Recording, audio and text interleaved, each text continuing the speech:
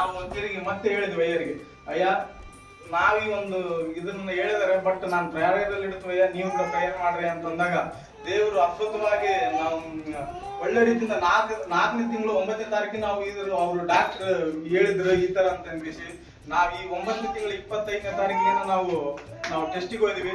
But ದೇವರು test ಅಲ್ಲಿ ದೇವರು ಅದ್ಭುತವಾಗಿ ಒಳ್ಳೆ ರೀತಿ ನಾರ್ಮಲ್ ರಿಪೋರ್ಟ್ ಅನ್ನು ದೇವರು ಕೊಡ್ಲಿಕ್ಕೆ ಕೃಪೆ ಕೊಟ್ಟರು. ಯಾವ ರೀತಿಯಾಗಿ ಥೈರಾಯ್ಡ್ ಕ್ಯಾನ್ಸರ್ ಇತ್ತು ಅಂತ ಹೇಳಿದ್ರು ಅಂತ ಡಾಕ್ಟರ್, ಏನು ಇಲ್ಲ, ಅದು ಥೈರಾಯ್ಡ್ ಸ್ವಲ್ಪ ಬಾವು ಬಂದಿದೆ, ಗಂಟಾಗಿದೆ, ಏನು ಆಗೋದಿಲ್ಲ, ಅದು ಒಳ್ಳೆ ಏನಾಗಲ್ಲ, ನೀವು ಆರೋಗ್ಯವಾಗಿ ಜೀವಿಸ್ತೀರ ಅಂತ ರೀತಿ ದೇವ್ರ ಬಾಯಿಂದ ದೇವ್ರ ಕೃಪೆ ಬರೋದಕ್ಕೆ ದೇವ್ರ ಕೃಪೆ ಕೊಟ್ಟರು. ಅನೇಕರು ನಮ್ಮ ವಿರುದ್ಧವಾಗಿ ವಿಧಿ ಬರೆದಾಗ್ಲು, ಅನೇಕರು ಸೈತಾನ ವಿಧಿ ಬರೆದ್ರು, ಮಾಟಗಾರರ ವಿಧಿ ಬರೆದ್ರು, ಅನೇಕ ರೀತಿಯ ವಿಧಿ ಬರೆದ್ರು ಕೂಡ ದೇವರು ಹೊಸ ಅಧ್ಯಾಯವನ್ನಾಗಿ ದೇವರು ನಮಗೆ ಈ ವರ್ಷದಲ್ಲಿ ಕೃಪೆ ಕೊಟ್ಟರು. ಅನೇಕ ಭಕ್ತಿಗಳಲ್ಲಿ ಅನೇಕ ಶೋಧನೆಗಳು ಬಂದಾಗಲೂ ಕೂಡ ನಮಗೆ ದೇವರು ಕೊಡ್ಲಿಕ್ಕೆ ದೇವರು ಕೃಪೆ ಕೊಟ್ಟರು.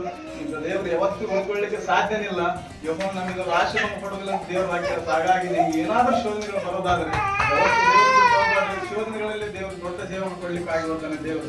ಅದಕ್ಕಾಗಿ ನಾವು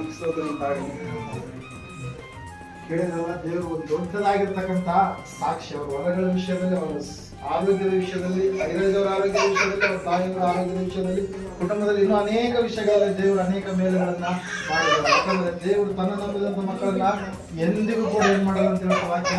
ಕೈ ಬಿಡ್ತಾರೆ, ಮನುಷ್ಯರು ಕೈ ಬಿಡ್ತಾರೆ, ಸ್ನೇಹಿತರು ಕೈ ಬಿಡ್ತಾರೆ, ನಾವು ಅಂದುಕೊಂಡಂತ ಅವ್ರನ್ನ ಸಹಾಯ ಮಾಡ್ತೀವಿ ಅಂತ ಅಂದುಕೊಂಡಂತ ಎಲ್ಲರೂ ಕೂಡ ನಮ್ಮ ಕೈ ಬಿಡ್ತಾರೆ. ಆದ್ರೆ ದೇವರು ಮಾತ್ರ ಯಾವತ್ತಿಗೂ ಕೂಡ ಕೈ ಬಿಡೋದಕ್ಕೆ ಸಾಧ್ಯ ಇಲ್ಲ. ಅಷ್ಟು ಒಳ್ಳೆ ದೇವರು ನಮ್ಮ ದೇವರಾಗಿದ್ದಾರೆ. ಆತನಲ್ಲಿ ನಾವು ಎಲ್ಲವನ್ನ ಹೊಂದಿಕೊಳ್ಳೋದಕ್ಕೆ ಸಾಧ್ಯತೆ ಇದೆ. ಸಮಯದಲ್ಲಿ ದೇವರ ಸಾಕ್ಷಿಯನ್ನ ಆಶೀರ್ವಾದ ಮಾಡಲಿ.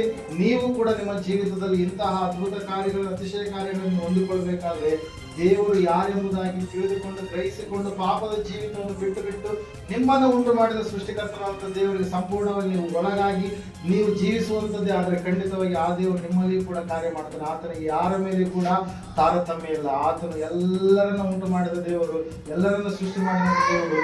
ಆತನು ಎಲ್ಲರ ದೇವರಾಗಿದ್ದಾನೆ. ಭೂಮಿಗೆ ಆತನ ದೇವರು, ಆಕಾಶಕ್ಕೆ ಆತನ ದೇವರು, ಕಣ್ಣಿಗೆ ಕಾಣುವಂತ ಎಲ್ಲ ಸೃಷ್ಟಿಯನ್ನು ಉಂಟು ಮಾಡಿದಂತ ದೇವರು ಆತನೇ.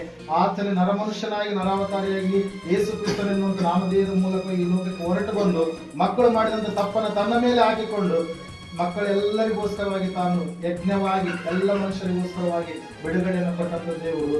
ಆತನು ತನ್ನ ನಂಬಿದಂತ ಮಕ್ಕಳಿಗೆ ಒಂದು ನಿರೀಕ್ಷೆ ಇಟ್ಟಿದ್ದಾನೆ. ಶರೀರ ಸಂಬಂಧವಾಗಿ ನಾವು ಇಲ್ಲಿ ಬಿಟ್ಟು ಹೋದರೂ ಕೂಡ ನಮಗಾಗಿ ಆತನು ಬಿಡಾರಗಳನ್ನ ಎಲ್ಲಿ ಸಿದ್ಧ ಮಾಡಿದ್ದಾನೆ? ಪರಲೋಕದಲ್ಲಿ ಸಿದ್ಧ ಮಾಡಿದೆ. ಈ ಕಟ್ಟಿರ್ತಕ್ಕಂಥ ಮನೆಗಳು ಇವೇನಾಗ್ತವೆ? ನಾವೆಲ್ಲವೂ ಬಿಟ್ಟು ಹೋಗ್ಬೇಕು.